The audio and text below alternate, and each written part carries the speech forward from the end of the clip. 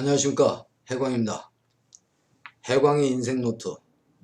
오늘은 어느 대학에서 실제로 있었던 어느 교수님의 질문을 가지고 제가 여러분들한테 질문하는 형식으로 진행을 하겠습니다. 어느 대학의 아주 큰 강의실에서 교수님이 많은 학생들에게 이런 질문을 했습니다. 이걸 제가 여러분들한테 질문하는 걸로 해보겠습니다. 자, 어느 남자와 세상에서 정말 보기 드문 아름다운 여자가 있었습니다. 그런데 어느 날 이 여자가 교통사고를 당해서 얼굴이 제 망가졌어요. 그리고 흉터도 많이 생겼고요. 자, 이때 여러분들한테 질문입니다. 한번 연필로 한번 적어 보십시오.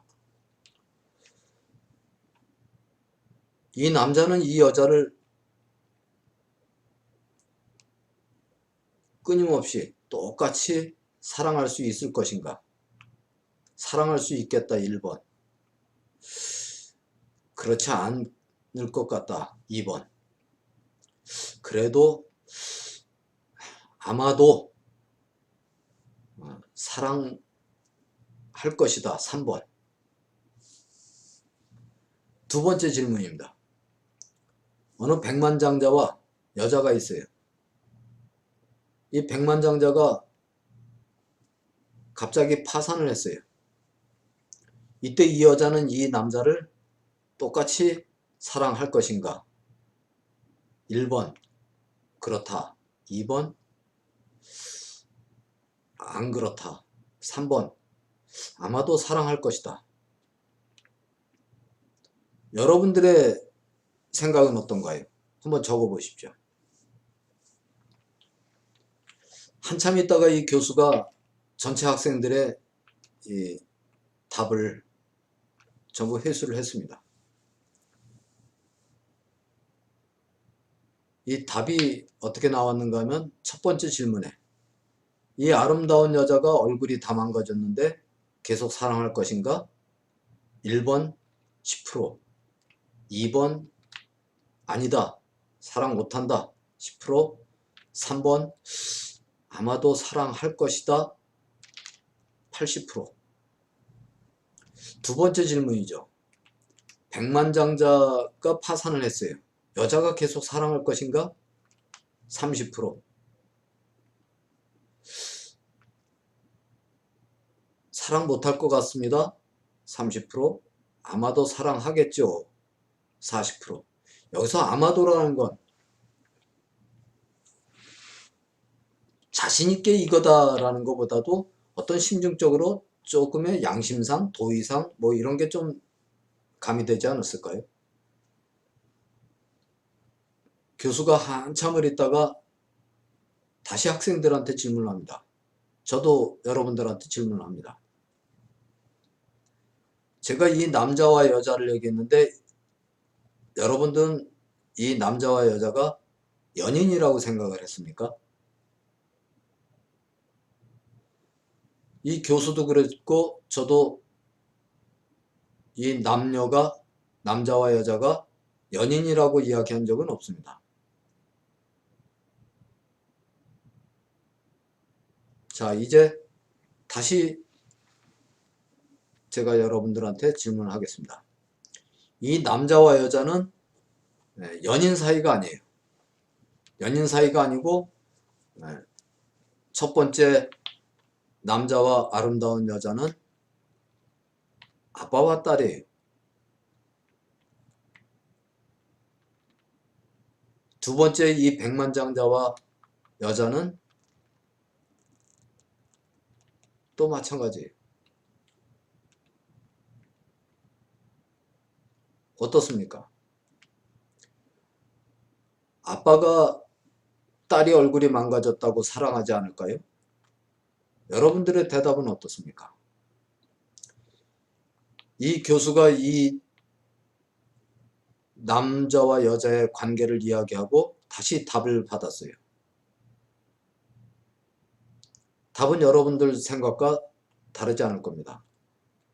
100% 사랑할 것입니다 하고 답이 왔어요. 그러나 현실은 약간은 다를 수 있죠. 아버지가 파산을 했을 때 자식이 과연 그 전만큼 사랑을 하겠는가? 그게 원칙이다 생각하고 당연히 그렇지만 사실 그렇지 않은 관계를 가끔 봅니다. 그런데 첫 번째, 자식이, 내 딸이 얼굴이 망가지고 엉망이 되고 불구가 됐다 한들 그 부모가 자식을 사랑하지 않는 것은 거의 없습니다. 오히려 그전보다도 더 사랑을 하고 더 아끼고 헌신을 하죠. 부모와 자식이라는 게 이런 거 아닌가요? 내리사랑이란 말이 있죠. 우리말에 내리사랑은 있어도 치사랑은 없다고 그래요. 위에서 아래로 하는 사랑이 내리사랑이죠. 부모가 자식을 사랑하는 거, 형이 동생을 아끼는 거. 그 자식이 좀 잘못해도 그거는 다 지나갑니다. 부모가 좀 잘못하면 그 서운한 감정을 많이들 갖고 있어요. 위로 치솟는다 해서 치사랑이라고 생각하시면 될 거예요. 치사랑은 내리사랑만 못해요. 오죽하면 그런 말이 있겠습니까?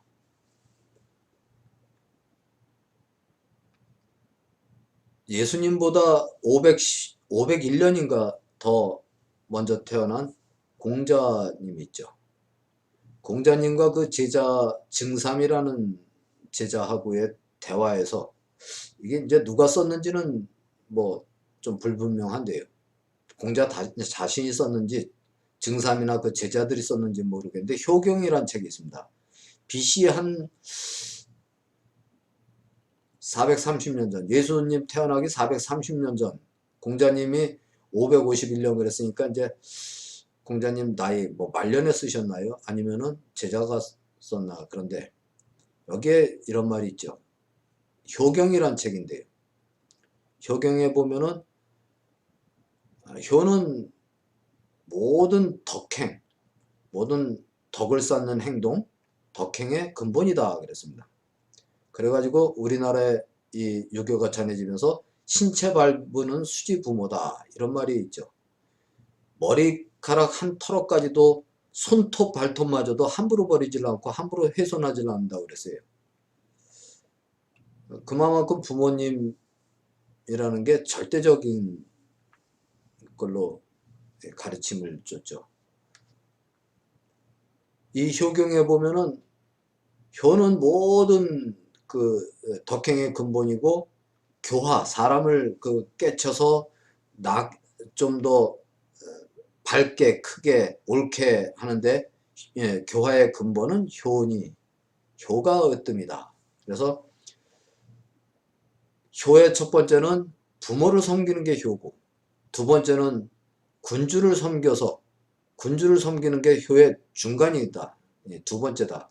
그리고 왜 이렇게 해야 되는가를 얘기를 했죠. 그리고 군주를 섬기고 나아가서 사회에 나가서 반드시 입신해서 반드시 그 출세하라는 얘기죠. 출세해서 출세한다는 그 자체는 뭐냐? 바로 부모님의 이름을 알리는 거고 부모님을 드러내는 거니까 효의 마지막 완성이다 이렇게 표현을 했습니다. 근데 이 효경이 오늘날 와서는 우리들하고 가치관이 좀 맞질 않죠. 사실 맞지는 않는 게 있습니다. 왜 그런가? 이 공자님 사상이 나쁜 건 아니겠지만 너무나 남녀 차별적이라는 거죠. 가부장적인 게 보통 심한 게 아니에요. 그래서 여인은 산부종사를 해야 된다. 아버지를 따라야 되고요. 어려서는 아버지 말에 순종해야 되고, 두 번째는 남편에게 순종해야 되고, 세 번째는 그 자식에게 의지하고 따르라. 요즘 트렌드를 굳이 따지지 않더라도요. 이게 너무 절박할 정도로 완고하다 보니까 요즘에 전 세계적으로 비슷하죠. 여권 신장을 이야기하고 이런 게 너무나 눌렀던 거예요. 말도 안 되는 걸로도 눌렀고요.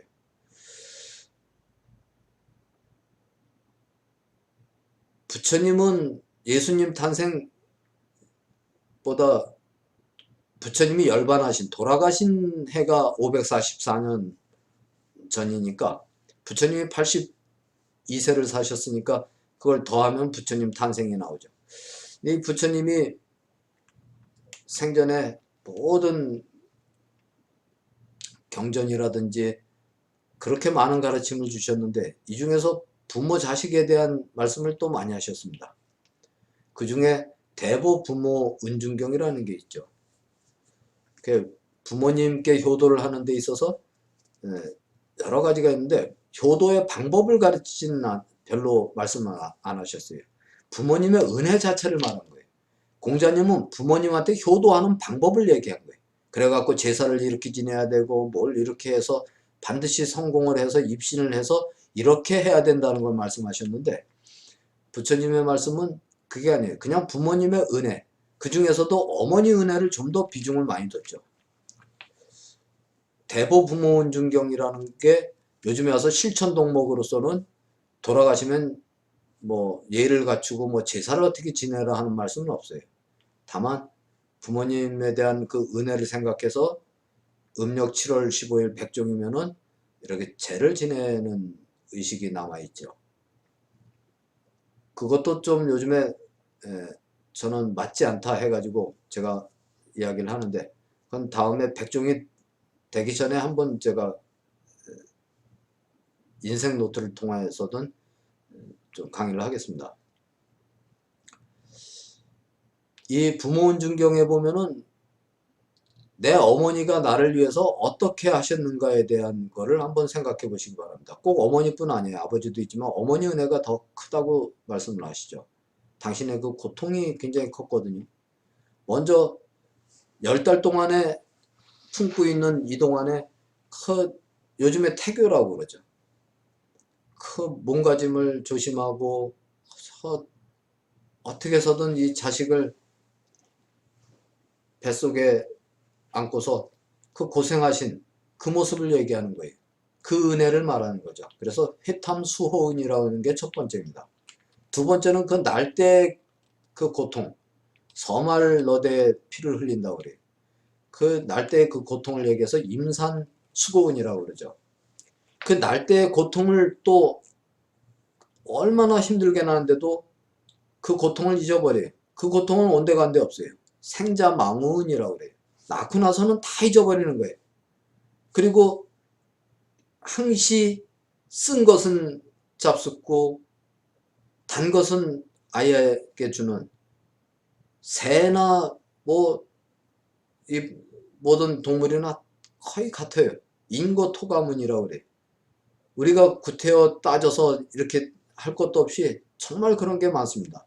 자식을 키우는 부모, 키워본 부모, 키우는 사람을 보는 사람도 알 거예요. 그게 인고토가문이에요.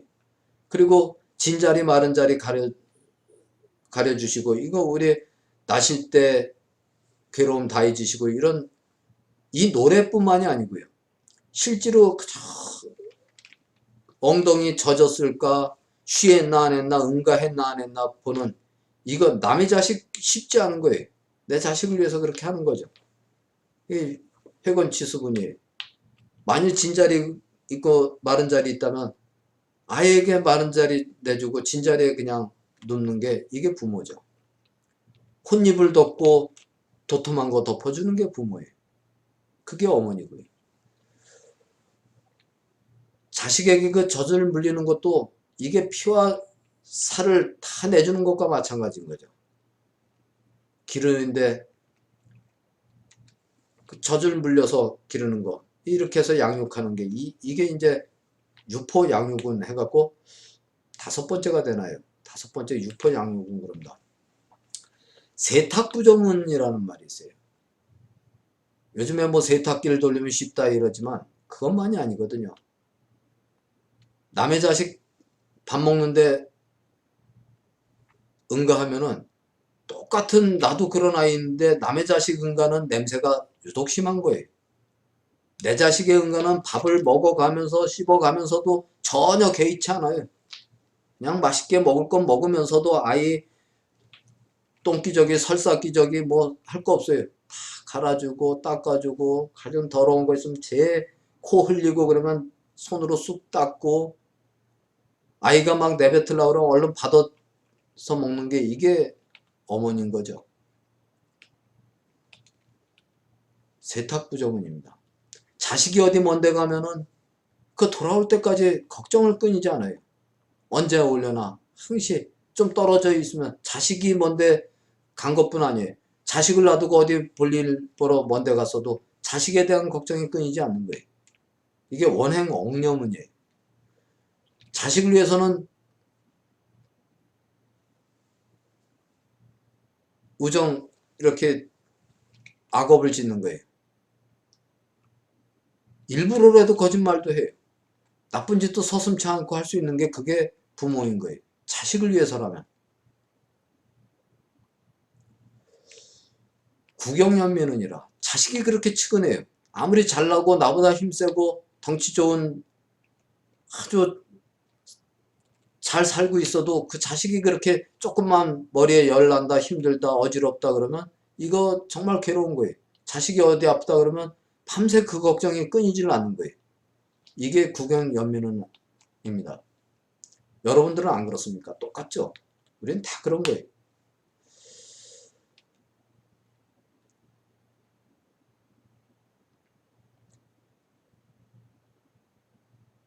한 20년 전에 제가 있던 지역에서 어느 김노인이라는, 제가 그냥 김노인이라고 그럴게요. 처사님, 거사님 그랬는데 김노인이란 분이 절에 오셨습니다. 그 부인이 박복순 씨예요. 복순 씨. 이 김노인이 시골에서 거의 그래도 분홍이었죠. 물려받고 뭐 했지만 정말 부지런하셨고 그 마른 체구에 키는 좀 적당했는데 정말 열심히 사신 분이에요. 농사를 9만 평, 200평 한마지기 논농사를 한 뭐 많이 졌어요. 그리고 밭농사만도 한 2만 평 정도. 그리고 과수원도 하고요. 9만 평 농토를 갖고 계셨는데 아들이 셋 있었습니다. 이 복순 씨도 그렇고 정말 자식들한테 헌신적이었죠. 그 마을에서는 정말 아이들이 예의 바르고 정말 착하고 훌륭한 자식을 뒀다고 그냥 온 사방에 칭찬이 자자했습니다. 공부도 잘했고요. 땅을 하나하나 팔면서 어떻게 해서든 아이들을 도시로 전부 다 유학을 보냈어요. 그리고 고등학교 졸업하면서 큰아들부터 2년 차이씩 됐던 아이들인데 큰아들 영국으로 가고 둘째 아들도 영국으로 유학을 갔습니다. 큰아들이 이제 모 대학, 뭐 최고의 대학들이에요. 영국에서도. 여러분들이 무슨 유명한 영화에 나오죠? 뭐 해리슨 포드 뭐 나오고 그러는 그 대학 출신이고요. 둘째 아들도 마찬가지예요. 큰아들은 물리학을 했고 둘째 아들은 영문학을 했습니다. 셰익스피어에 대해서 아주 굉장히 그 해박하고요. 뭐 논문도 낸 게 있고 그랬고요. 셋째 아들은 미국의 최고의 명문 사립 의대를 갔죠. 그 우리나라에서 반포에서 개업을 했습니다.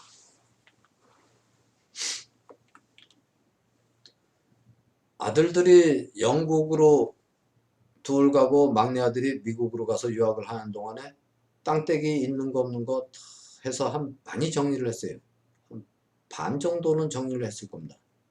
한 4만 평인가 뭐 남았을 거예요. 4만 평, 5만 평 이렇게 남았고 많이 정리를 했죠. 그래서 유학을 마치고 돌아왔습니다. 어느 날 갑자기 이 아들이 이제 큰아들, 둘째 아들 다 물리학 교수, 영문학 교수인가 영어 교수인가 됐습니다. 그리고 셋째 아들은 땅을 또 팔아가지고 반포에 4층짜리 뭐 빌딩이라 할까요? 건물을 사줬습니다. 병원 건물을 사줬죠. 그 4층에 이제 살림집도 할 수 있는 그런 식으로 해서 사줬습니다. 큰아들, 둘째 아들도 강남에 정말 좋다는 아파트를 사준 거예요. 결혼을 하겠다고 처자를 데리고 온 거예요. 얘야, 그렇다면 우리가 그쪽 어른들을 만나 뵈야 되지 않겠니? 아, 외국에 계셔서 지금은 안 되고 다음에 한국에 오시면은 그때 상견례 하시죠. 그래, 저희들이 결혼을 해야겠습니다. 아유, 어떻게 사돈도 없는데 그냥 우리끼리 결혼을 하고 나중에 오시면은 그때 가서 다시 한번 만나고 그렇게 하도록 하죠. 극구 뭐 부모님 이야기를 거절을 하는 거죠. 그래, 저희끼리 그냥 결혼할 테니까 아파트나 사주세요 해서 아파트를 사준 겁니다. 똑같은 식으로 둘째 아들도 그랬어요. 그리고 셋째 아들, 어쩌면 그렇게 세 아들이 그럴 수가 있을까 할 정도로 똑같은 이유로 그렇게 셋을 다 출가를 시킨 겁니다. 결혼식을 한 번을 못 가봤어요. 결혼 사진은 1년에 한 번 정도씩 집에 오는데 그때 와가지고 보여주는 게 전부인 거예요.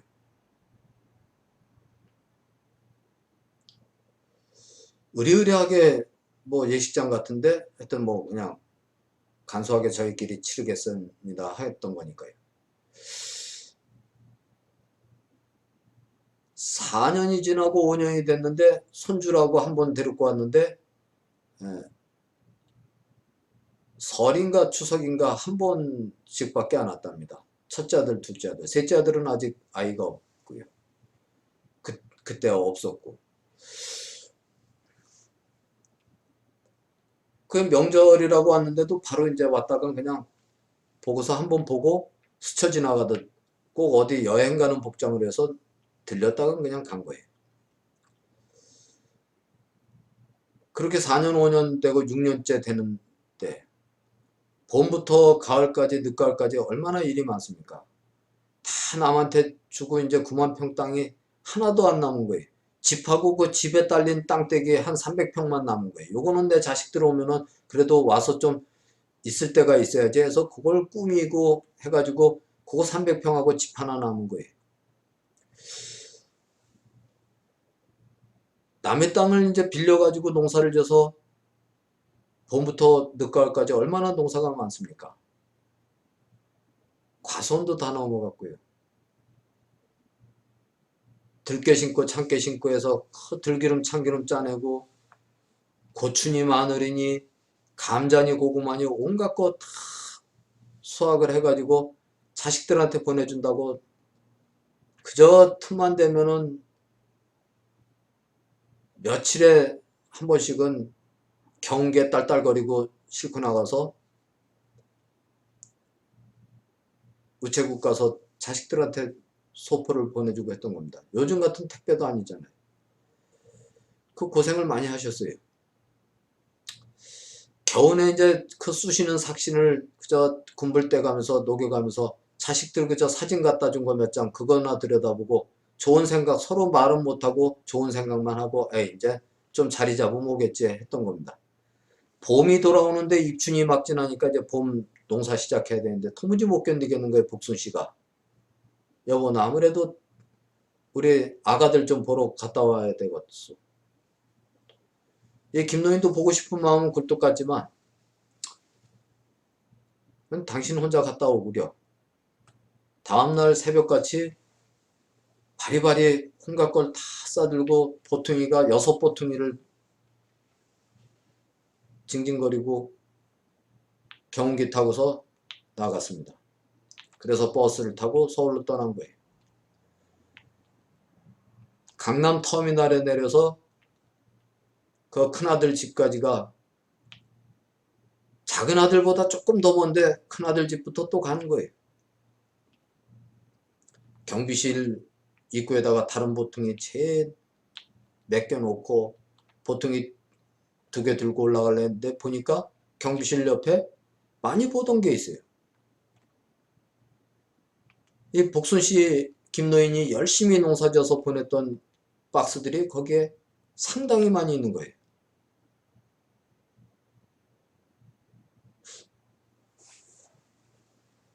그 큰아들네 집 가서 초인종을 누르죠. 누구세요? 얘야 나다. 얘 미안하다. 10분을 기다려도 대답이 없는 거예요. 10분이 지난 다음에 화장 싹 하고 가방을 들고서 문을 털컥 따고 나오더니 아이 미리 오신다고 전화라도 하시지 그랬어요. 인사도 없이 딱 그 말 하더니 저 지금 나가야 되는데 어떻게 해요? 다음에 다시 오세요. 죄송해요 어머니.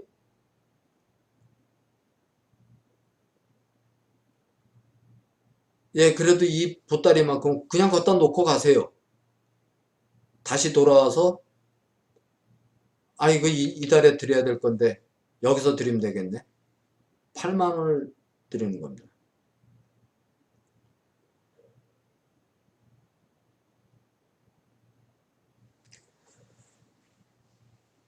내려가서 경비실에서 보통이 4개를 또 징징거리고 미고 들고 해가지고 끙끙거리고 다시 둘째 아들네 집을 갑니다. 경비실에서 누구냐고. 내가 몇 호 M이 되는 사람입니다. 인터폰을 치니까 누구라고요? 딱딱 끊어버리더니 가서 아무리 배를 눌러도 나오질 않는 거예요. 다시 경비실에 얘기해도 금방 받았었는데요. 그럼 이거 꼭 좀 전해주시오. 그 보따리 저기도 있어요. 아 이거 냄새 나는 거 좀 버려야 되는데 이거 어떻게 하는지 모르겠다고. 반포에 그 막내 아들 병원까지가 거리가 꽤 되죠. 그걸 차도 못 타고 택시도 못 타고 정말 어렵게 길을 물어 해서 찾아서 갔습니다. 참 내가 사줬지만도 한 번도 못 본 그 건물인데 그렇게 예쁜 건물이 있을 수 없어요. 막내 아들 이름이 딱 달려있고 무슨 의원하고 써 있는데요. 꽤 잘 되는 의원이죠. 병원을 1층에 딱 문 열고 들어가니까 간호사들이 행상인 줄 알았던 거예요. 할머니 왜 오셨어요? 여기 오시면 안 돼요. 아이고 내가 저 김누구 선상 어머니요. 네? 그 순간 간호사들이 전부 다 환한 얼굴로 아이고 어서 오세요 하는 거예요. 안녕하셨어요 어서 오세요. 그 마음속으로 우리 막내 아들이 그렇게 살갑고 곰살 맞은 데가 있었는데 역시 여기 처자들은 좀 다르구나. 그 큰 며느리 작은 며느리한테 그 이상한 대접 아닌 대접 그게 눈 녹듯이 사라지는 거예요. 아유 우리 아들 보러 왔는데 안에 계시오? 아이고 할머니 감사했어요. 너도 나도 얘기하는 거야. 뭐가 그렇게 감사해요. 아유 그동안 보내주신 들기름 참기름 뭐 도토리가루 고춧가루 감자 다 저희들이 다 먹었어요. 이렇게 저희들 주신 거 아니에요. 충격적이죠.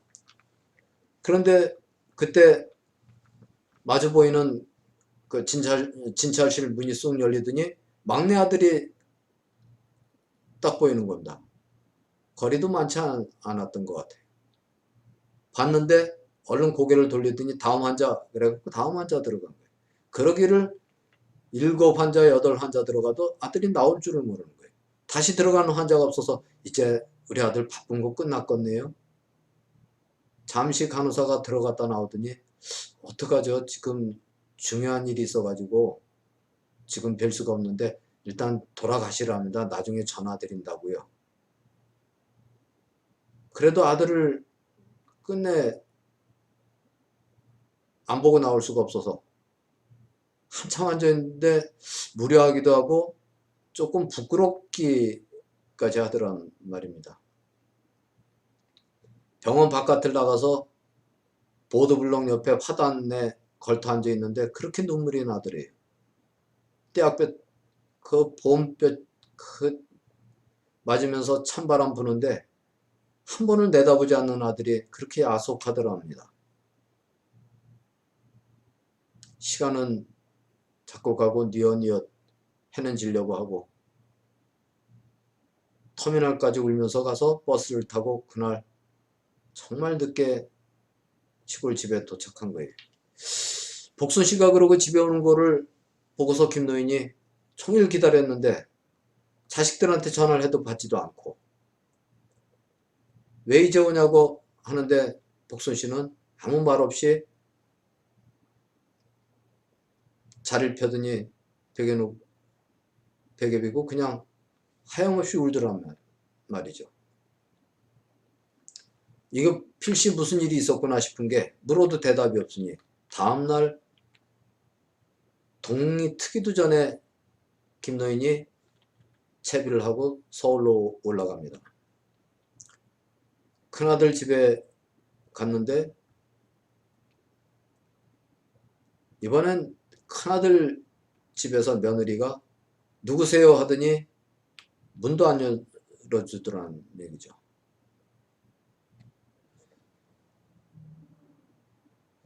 이게 뭔 일이 있구나 싶은 게 둘째 아들 집을 찾아갔어요. 전날 복순 씨가 당했던 거하고 똑같은 거예요.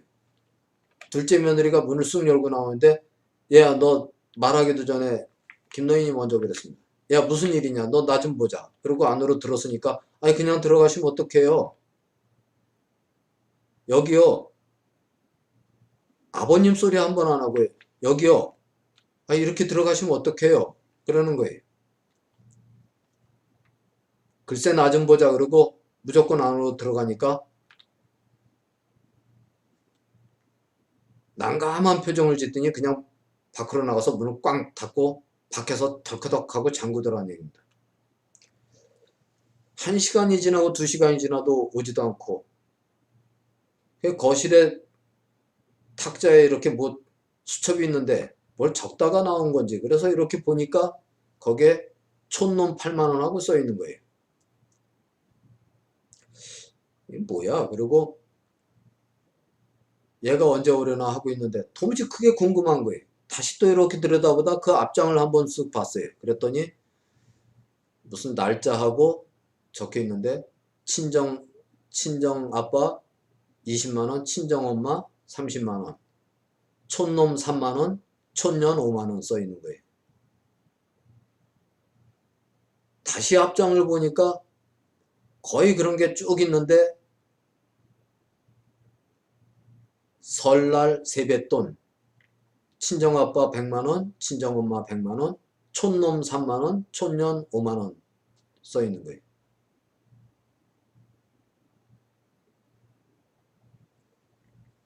다시 처음에 있던 대로 놨는데 그 옆에 작은 글씨가 써 있는데 보니까 어저께 복순 씨가 왔다 간 날짜 했더니 이번엔 그 자리에 촌년 8만원 써 있는 거예요.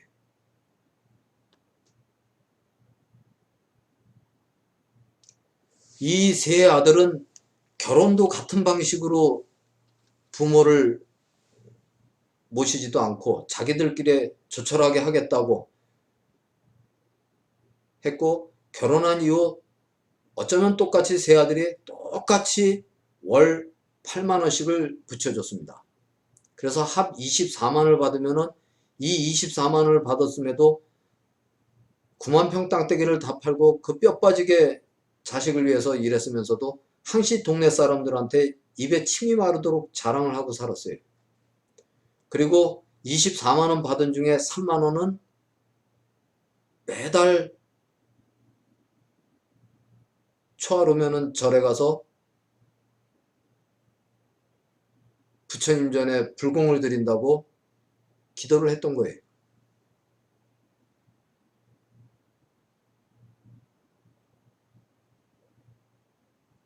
그저 자식 잘 돼달라고. 이 사건이 생길 줄은 아무도 꿈에도 생각 못한 거죠.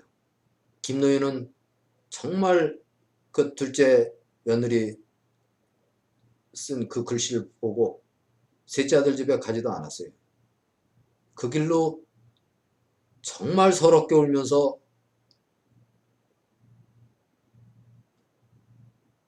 집으로 내려간 거예요. 그리고 두 부부는 그 이후로 한 번도 자식에 대한 얘기를 서로 한 번도 한 적이 없답니다. 그리고 그 집을 부랴부랴 싸게 팔고 동네에서 떠났어요. 떠나서 제가 있던 그곳으로 올라온 겁니다. 이 김노인은 좀 절에서 떨어진 곳에 아파트 경비원을 하죠. 그래도 이 복순 씨는 매년 정초만 되면은 자식들을 위해서 얼굴도 못 본 손자까지도 그 김노인이 몰래 떼온 주민등록표를 보고 양력인지 음력인지도 모르면서 그래도 인등도 켜고요. 자식들 세 자식들 잘 되라고 늘상 기도하고요.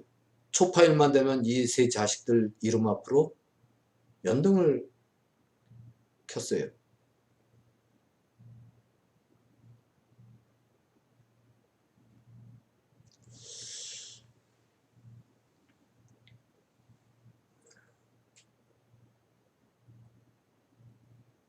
우리가